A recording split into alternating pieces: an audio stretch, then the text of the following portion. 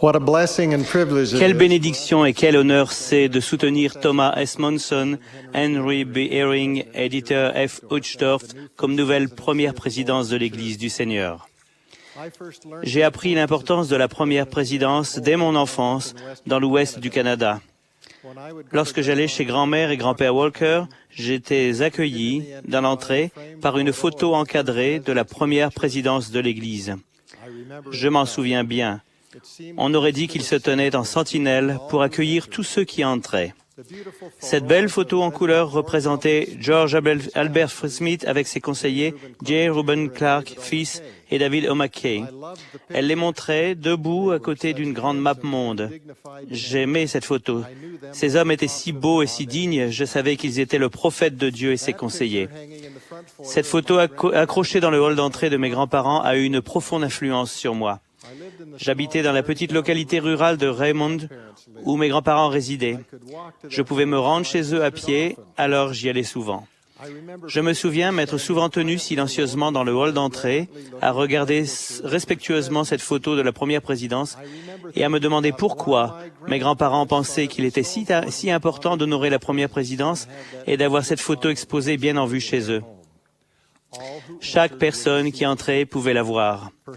La chose sans doute la plus importante pour leurs enfants et leurs petits-enfants, c'était le rappel constant de ce qui comptait profondément dans le cœur et la vie de grand-père et grand-mère.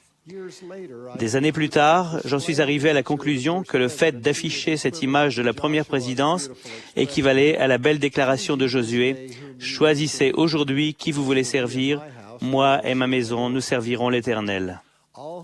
Chaque personne qui entrait chez James et Fanny Walker savait que les mots suivants étaient écrits dans leur cœur. Nous et notre maison, nous servirons l'Éternel. Moi, leur petit-fils, je le savais et je ne l'ai jamais oublié. Enfant, je ne comprenais pas vraiment la raison d'être 3 dans la première présidence plutôt que d'avoir un président unique. Je savais que mon père était l'un des 3 hommes de l'épiscopat en tant que conseiller de J. O. Hicken, l'évêque. Je savais que mon grand-père était le président du pieux et qu'il avait 2 conseillers à ses côtés, John Allen et Leslie Palmer.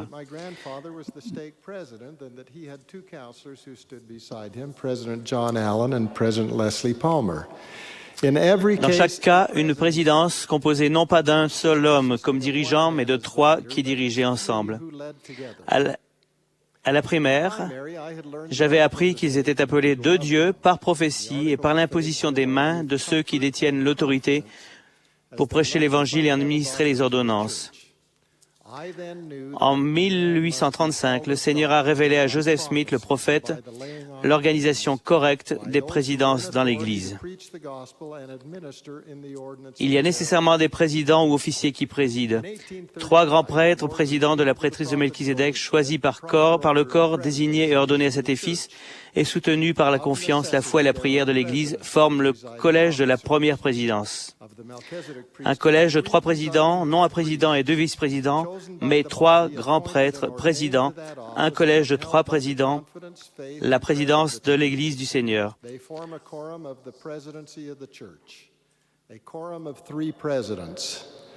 Not a president and 2 vice presidents, but 3 presiding high priests, a quorum of 3 presidents, the first presidency of the Lord's Church. Le monde ne s'organise pas de cette façon, mais c'est ainsi que le Seigneur a organisé et structuré son Église. Cela fait penser à l'Écriture, « Car mes pensées ne sont pas vos pensées, et vos voix ne sont pas mes voix, dit l'Éternel. Autant les cieux sont élevés au-dessus de la terre, autant mes voix sont élevées au-dessus de vos voix, et mes pensées au-dessus de vos pensées. » Vers mon 7e anniversaire, j'ai appris quelques petites choses sur la succession dans la présidence lorsque George Albert Smith est décédé. Un peu plus tard, la photo du hall d'entrée de grand-mère et grand-père a été remplacée par une superbe photo de David O. McKay et de ses conseillers Stephen L. Richards et J. Reuben Clark, fils. Enfant, je ne comprenais certes pas le sens profond ni le processus de la succession dans la présidence, mais je savais que le prophète était mort et que nous étions dirigés par un nouveau prophète de Dieu avec 2 conseillers à ses côtés. À 13 ans, j'ai été convoqué au bureau de l'évêque, Murray Holt, et il m'a appelé comme président du collège des diacres. Il m'a dit que je devais rentrer chez moi et prier pour savoir qui devait être mes conseillers. Il m'a enseigné que le Seigneur m'aiderait à choisir. Il l'a fait.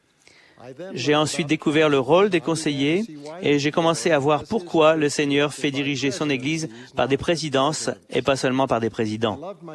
J'appréciais beaucoup mes conseillers dans le collège des diacres et nous prions et travaillions dur pour aider les garçons de notre collège. L'évêque Holt m'a enseigné le principe des présidences et comment une présidence devait fonctionner dans l'Église du Seigneur. Plus tard, lorsque j'ai présidé d'autres collèges, je connaissais déjà l'importance des conseillers et je savais que le Seigneur m'aiderait à les choisir, tout comme mon évêque me l'avait enseigné. En tant que président du collège des diacres, puis plus tard comme évêque et président de Pieux, je savais que quelle que fût ma sagesse, ma compréhension ou mes capacités, elles seraient considérablement amplifiées si je faisais participer mes conseillers à toutes les décisions qui devaient être prises. J'ai appris qu'il était merveilleusement profitable et constructif d'œuvrer ensemble dans une présidence. J'ai compris pourquoi le Seigneur a prescrit que son Église soit dirigée par 3 grands prêtres présidents et que ce type de direction serait la norme dans pratiquement toute l'Église. Le Seigneur a dit, « Je vais vous donner un modèle en toutes choses afin que vous ne soyez pas trompés. » Il nous a donné le modèle d'une fonction de direction.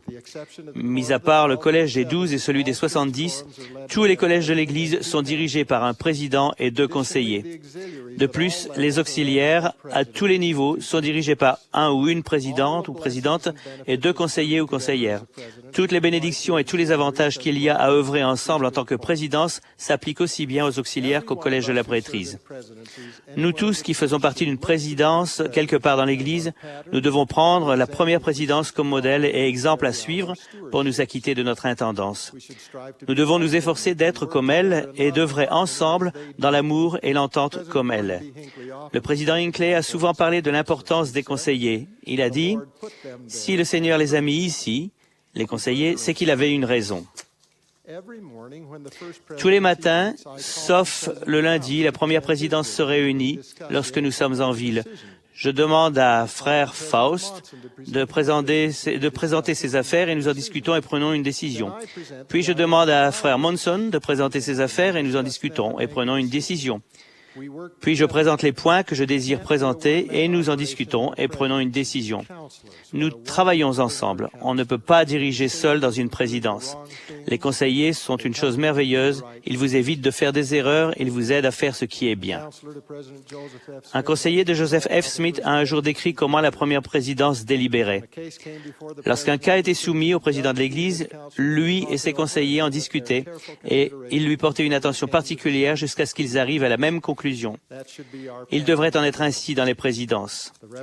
Les révélations nous enseignent de prendre nos décisions dans les collèges et les présidences en toute justice, en sainteté, avec humilité de cœur, douceur, longanimité, avec foi, vertu, connaissance, tempérance, patience, divinité, amour fraternel et charité. Le Seigneur nous a donné le modèle.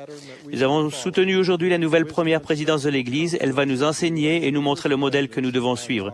Nous recevrons de la sagesse et de la force en prenant la première présidence comme idéal et comme modèle de la façon de diriger. Nos familles sont grandement bénies si nous enseignons à nos enfants et à nos petits-enfants à aimer et soutenir les dirigeants de l'Église.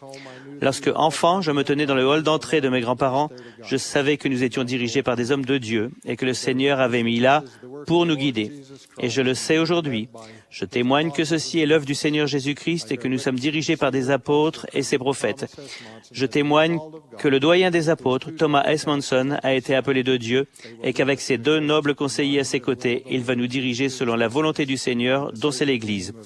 Au nom sacré de Jésus-Christ, Amen.